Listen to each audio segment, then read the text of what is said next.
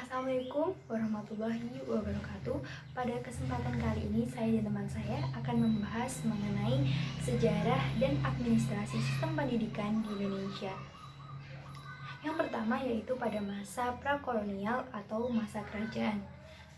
Pendidikan dalam pengertian paling sederhana merupakan proses transfer budaya yang di dalamnya juga meliputi sistem pengetahuan, bahasa, religi, mata pencarian, dan lain sebagainya. Pendidikan terstruktur pertama kali hadir pada masa pengaruh kerajaan bercorak Hindu dan Buddha di Nusantara. Selain di Sumatera, pendidikan yang berbasis agama juga terdapat pada Pulau Jawa, yaitu pada abad ke-7. Pada masa ini, selain pengajaran agama di dalam buku-buku Weda dan juga Upanishad, mungkin sesekali para siswa mempelajari tentang kepustakaan Hindu seperti Mahabharata dan Ramayana. Sistem pendidikan tinggi telah digambarkan pada keadaan sekitar abad ke-4 sampai dengan abad ke-8. Pada abad-abad terakhir menjelang jatuhnya kerajaan Hindu di Indonesia, sistem pendidikan tidak lagi dijalankan secara besar-besaran, tetapi dilakukan oleh guru kepada siswa dalam jumlah terbatas di padepokan.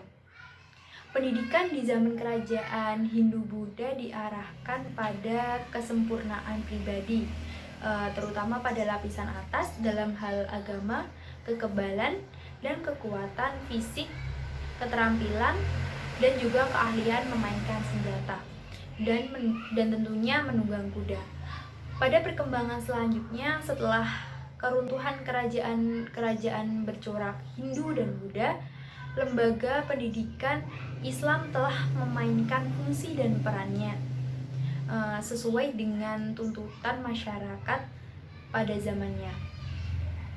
Seperti contohnya bukti dari Islam yaitu seperti surau, madrasah, pesantren, pendidikan lainnya. Pesantren merupakan salah satu sistem pendidikan asli Indonesia. Selain itu, di berbagai daerah juga terdapat sistem pendidikan lokal yang berorientasi pada pendidikan di bidang keagamaan dan tentunya juga pengetahuan secara umum.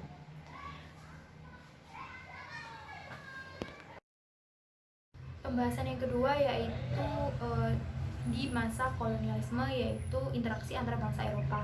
Interaksi tersebut membawa dampak yang luas dalam berbagai lapangan kehidupan yang tidak kecuali yaitu pendidikan.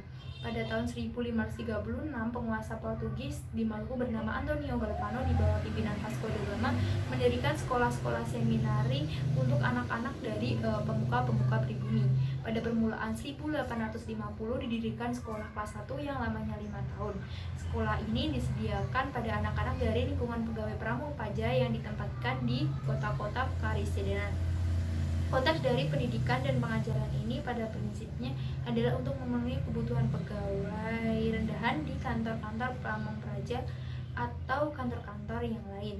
Akibat dari penerapan politik etis, pemerintah kolonial menganggap sebagai tugas pokok di lapangan pendidikan adalah memberikan pengajaran rendah kepada bangsa Indonesia sesuai dengan kebutuhannya seperti itu. Untuk pasca kekuasaan kolonial Belanda dan berganti menjadi pemerintah Jepang, pada masa Belanda terdapat dua jenis pengajaran, yaitu pengajaran kolonial dan juga pengajaran bumi putra oleh Jepang. Sistem seperti itu dihilangkan, hanya satu jenis sekolah yang rendah saja diadakan bagi semua lapisan masyarakat, yaitu sekolah rakyat 6 tahun atau yang lebih dikenal dengan Kokomin Gako. Sekolah-sekolah desa masih tetap ada dan namanya diganti menjadi sekolah pertama. Pendidikan pada masa kemerdekaan. Pada tanggal 25 November 1945 berdiri Persatuan Buruh Republik Indonesia atau disingkat menjadi PGRI yang mempunyai asas-asas perjuangan. Di antaranya adalah sebagai berikut. Yang pertama, mempertahankan dan menyempurnakan Republik Indonesia. Yang kedua, mempertinggi tingkat pendidikan dan pengajaran sesuai dengan dasar-dasar kerakyatan. Yang ketiga, membela hak dan nasib buruh pada umumnya dan buruh pada khususnya. Adapun susunan persekolahan dan kurikulum diantaranya adalah yang pertama pendidikan rendah, yakni pendidikan yang terendah di Indonesia sejak awal kemerdekaan atau disebut dengan sekolah rakyat atau SR, dan lama pendidikannya yang semula 3 tahun menjadi 6 tahun. Yang kedua ada pendidikan umum. Nah, pendidikan umum ini terbagi menjadi 2 jenis. Yang pertama adalah sekolah menengah pertama atau SMP, dan yang kedua adalah sekolah menengah tinggi atau SMT. Yang ketiga ada pendidikan kejuruan. Pendidikan kejuruan ini ada 2 jenis juga. Yang pertama ada pendidikan ekonomi, dan yang kedua ada pendidikan kewanitaan. Yang keempat ada pendidikan teknik. Nah, ini memiliki berbagai jenis-jenis sekolah, diantaranya ada kursus kerajinan negeri atau KKN, kemudian ada sekolah teknik pertama atau STP, lalu ada sekolah teknik atau ST, lalu ada sekolah teknik menengah atau STM, kemudian ada pendidikan guru untuk sekolah teknik, lalu ada ijazah teknik atau KGSTP, lalu ada ijazah B1 teknik atau KGST, dan yang terakhir ada ijazah B2 teknik. Kemudian yang kelima ada pendidikan tinggi. Contoh dari lembaga pendidikan yang ada adalah Universitas Gadjah Mada, kemudian ada beberapa sekolah tinggi dan akademi di Jakarta, khusus daerah kependudukan, Klaten, Solo, dan Yogyakarta. Selanjutnya, yang keenam atau yang terakhir ada pendidikan tinggi Republik. Di antaranya ada Sekolah Tinggi Teknik, kemudian ada Balai Perguruan Tinggi Gadjah Mada, lalu ada Perguruan Tinggi Kedokteran, Perguruan Tinggi Kedokteran 2, dan Perguruan Tinggi Kedokteran 1. Selanjutnya adalah pendidikan berbasis agama dengan beberapa peraturan yang telah ditetapkan oleh Departemen Agama. Yang pertama, pendidikan agama yang diberikan mulai kelas 4, sekolah rakyat atau sekolah dasar. Yang kedua, di daerah-daerah yang masyarakat agamanya kuat, misalnya di Sumatera, Kalimantan, dan lain-lain, maka pendidikan agama diberikan mulai kelas 1 sekolah rakyat dengan catatan bahwa pengetahuan umumnya tidak boleh berkurang dibandingkan dengan sekolah lain yang pendidikan agamanya diberikan mulai kelas 4. Kemudian yang ketiga ada di sekolah lanjutan pertama atau tingkat atas, umum dan kejuruan, diberikan pendidikan agama sebanyak 2 jam per minggu. Lalu, pendidikan agama diberikan kepada murid-murid sedikitnya 10 orang dalam satu kelas dan mendapat izin dari orang tua atau wali. Dan yang terakhir, pengangkatan guru agama, biaya pendidikan agama, dan materi pendidikan agama ditanggung oleh Departemen Agama. Selanjutnya, pendidikan pada masa Orde Lama.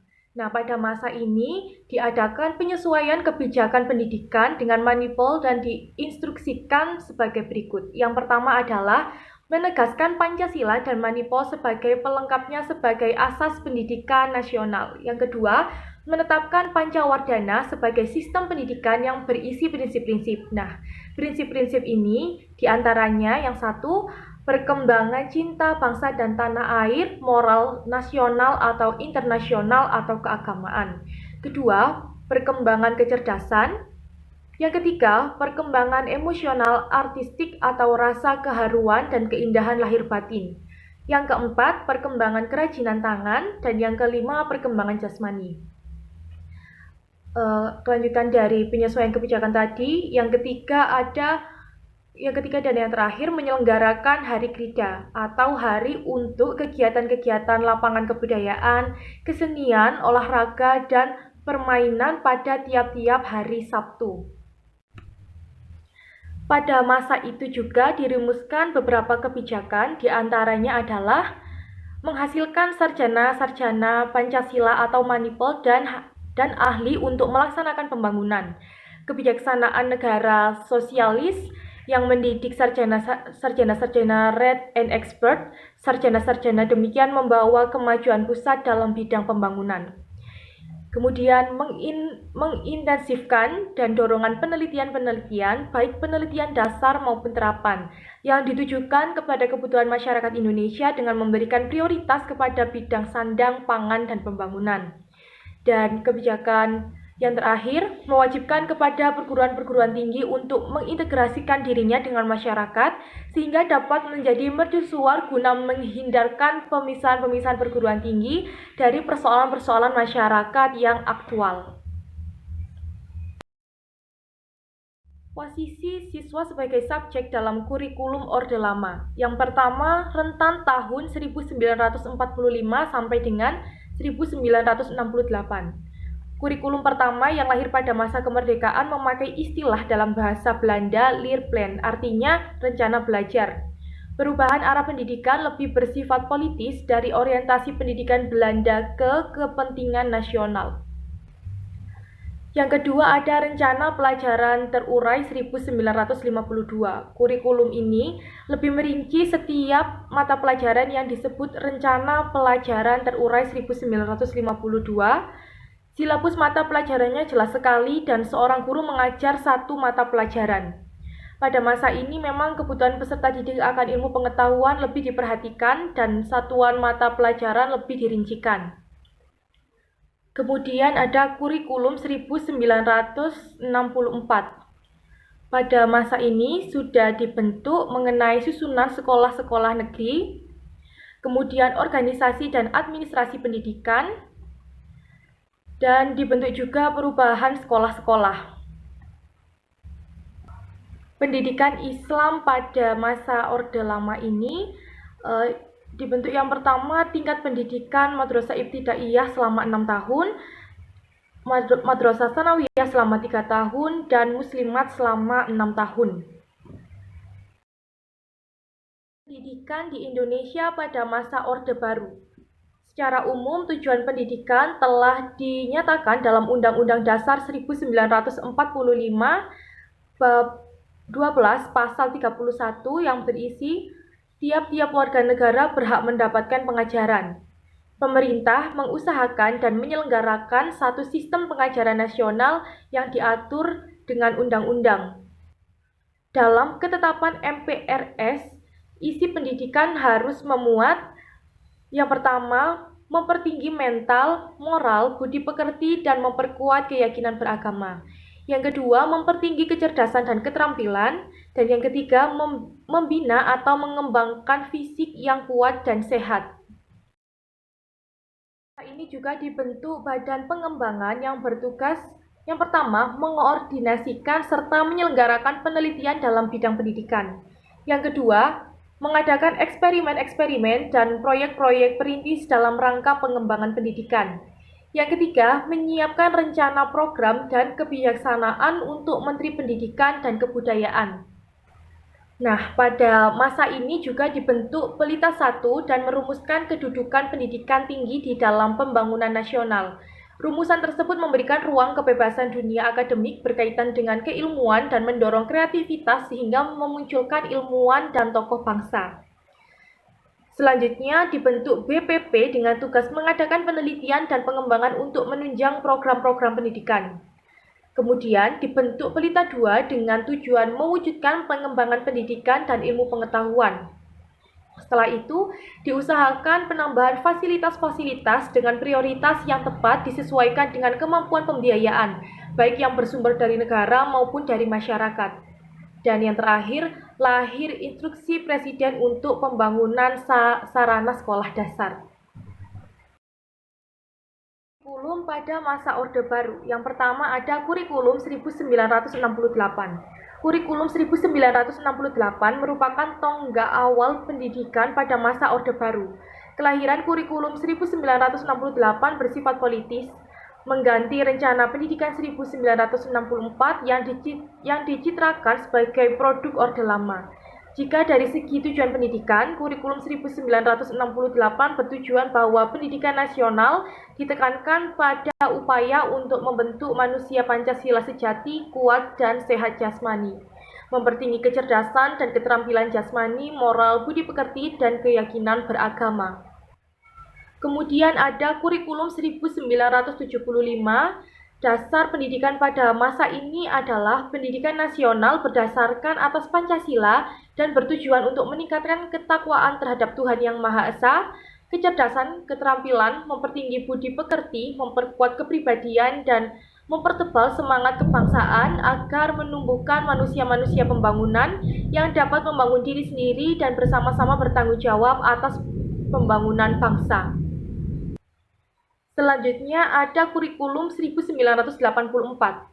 Kurikulum 1984 mengusung proses skill approach, yaitu proses menjadi lebih penting dalam pelaksanaan pendidikan. Namun, tujuan tetap faktor penting. Peran siswa dalam kurikulum ini menjadi mengamati sesuatu, mengelompokkan, mendiskusikan, hingga melaporkan. Selanjutnya ada kurikulum 1994. Kurikulum 1994 merupakan hasil upaya untuk memadukan kurikulum-kurikulum sebelumnya, terutama kurikulum 1975 dan 1984. Dalam ranah pendidikan dasar, isi kurikulum sekurang-kurangnya wajib memuat bahan kajian dan pelajaran, pendidikan Pancasila, pendidikan agama, pendidikan kewarganegaraan, bahasa Indonesia, membaca dan menulis, matematika, pengantar sains dan teknologi, ilmu bumi, sejarah nasional dan secara umum, kerajinan tangan dan kesenian, pendidikan jasmani dan kesehatan, menggambar, dan bahasa Inggris. Nah, untuk pendidikan Islam pada masa Orde Baru, yang pertama ada Madrasah Ibtidaiyah, pada waktu itu setingkat dengan SD, lalu ada Madrasah Sanawiyah setingkat dengan SMP, lalu ada Madrasah Aliyah setingkat dengan SMA. Pendidikan di Indonesia pada masa reformasi. Yang pertama, Presiden Habibie menetapkan kebijakan otonomi daerah termasuk otonomi pendidikan. Yang kedua, Gus Dur mengusulkan undang-undang perimbangan keuangan sehingga gaji guru meningkat. Yang ketiga, Megawati mengusung undang-undang Sidiknas tentang pendidikan agama, namun undang-undang tersebut menimbulkan kontroversi. Kurikulum yang dipakai pada masa reformasi. Yang pertama ada kurikulum berbasis kompetensi. Lahirnya kurikulum KBK 2004 meliputi kegiatan belajar mengajar atau KBM, penilaian berbasis kelas, dan pengelolaan kurikulum berbasis sekolah. Artinya dalam hubungan dengan KBM, proses belajar mengajar tidak hanya berlangsung di lingkungan sekolah, tetapi juga di lingkungan keluarga dan masyarakat. Pada pelaksanaan kurikulum ini, posisi siswa kembali ditempatkan sebagai subjek dan dalam proses pendidikan dengan terbukanya ruang diskusi untuk memperoleh suatu pengetahuan. Kemudian yang kedua ada kurikulum tingkat satuan pendidikan atau KTSP 2006. Secara umum, KTSP tidak jauh berbeda dengan KBK. Namun, perbedaan yang menonjol terletak pada kewenangan dalam penyusunannya, yaitu mengacu pada desentralisasi sistem pendidikan. Pemerintah pusat menetapkan standar kompetensi dan kompetensi dasar. Sedangkan sekolah dalam hal ini, guru dituntut untuk mampu mengembangkan dalam bentuk silabus dan penilaiannya sesuai dengan kondisi sekolah di daerahnya. Pendidikan Islam pada masa reformasi. Yang pertama, pendidikan madrasah. Pada masa ini dibentuk pelaksanaan desentralisasi dan otonomi daerah. Kemudian diciptakan aspek pengelolaan kabupaten, kota, dan pemerintahan pusat. Dan selain itu juga diatur kedudukan, fungsi, jenjang, dan bentuk kelembagaan. Yang kedua, pesantren pada masa reformasi dengan aspek pendidikan agama, dakwah, formal, seni, kepramukaan, kejurusan, pengembangan masyarakat, dan penyelenggaraan kegiatan sosial. Yang ketiga, perguruan tinggi Islam dengan terbentuknya IAIN Sunan Kalijaga Yogyakarta, IAIN Syarif Hidayatullah Jakarta, dan IAIN Ar-Rainri Banda Aceh. Pendidikan di Indonesia sekarang. Penyelenggaraan sistem pendidikan nasional dilaksanakan melalui bentuk-bentuk kelembagaan beserta programnya. Untuk saat ini ada 4 gebrakan Menteri Pendidikan dan Kebudayaan Bapak Nadiem Makarim. Yang pertama, ujian nasional berganti menjadi asesmen kompetensi minimum dan survei karakter. Yang kedua, mengganti USBN menjadi US dan mengembalikannya ke sekolah. Yang ketiga, menyederhanakan RPP menjadi 1 halaman. Dan yang keempat, mengubah sistem zonasi sekolah untuk PPDB.